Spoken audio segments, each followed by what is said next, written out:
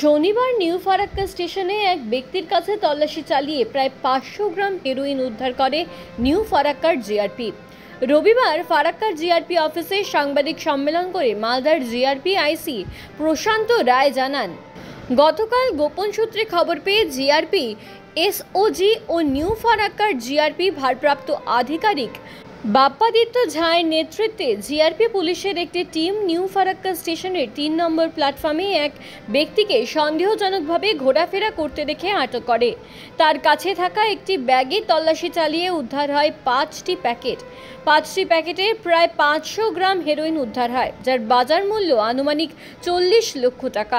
তারপর তাকে গ্রেফতার করে নিউ ফারাক্কার জিআরপি পুলিশ। জিআরপি পুলিশের প্রাথমিক অনুমান, ধৃত হেরোইনগুলো মালদা জেলার বৈষ্ণবনগর থেকে নিয়ে নিউ ফারাক্কা স্টেশনে আসে। সেখান থেকে ট্রেনে করে দিল্লি যাওয়ার উদ্দেশ্যে স্টেশনে ঘোরাফেরা করছিল। ধৃতের বাড়ি মালদা জেলার বৈষ্ণবনগর। দিল্লি পাচার করার উদ্দেশ্য ছিল বলে প্রাথমিক সূত্রে জানা যায়। ধৃতকে আজ 10 দিনের পুলিশ হেফাজতের আবেদন জানিয়ে বহরমপুরের এনডিপিএস আদালতে পাঠানো হয়। ধৃতের সঙ্গে আর কেউ জড়িত রয়েছে কিনা তা তদন্ত করে দেখছে নিউ ফারাক্কার জিআরপি। গতকালকে রাত্রিবেলা আমাদের কাছে একটা খবর আছে যে একটা ব্যক্তি বৈষ্ণবনগর থেকে ফারাক্কা জংশনে আসতেছে।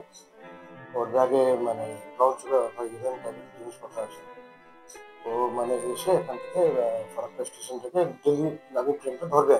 এই খবরটা পাওয়ার পরে আমরা আমাদের এসএস টিম ছিল আর আমাদের ফারাক্কা টিম ছিল, ওরা অ্যাম্বুশ করে আর একটা ছেলেকে ধরে, যার বাড়ি হচ্ছে বৈষ্ণবনগর থানা।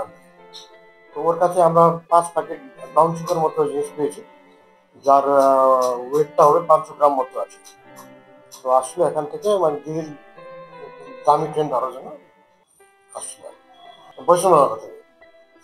হ্যাঁ, আমরা ওকে ইন্টারভিউ করেছি আর দেখছি ওর পিছনে আরো লোক থাকবে।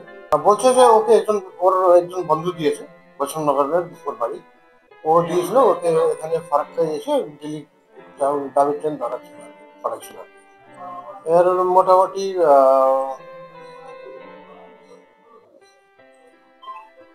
40 লাখ মতো হবে।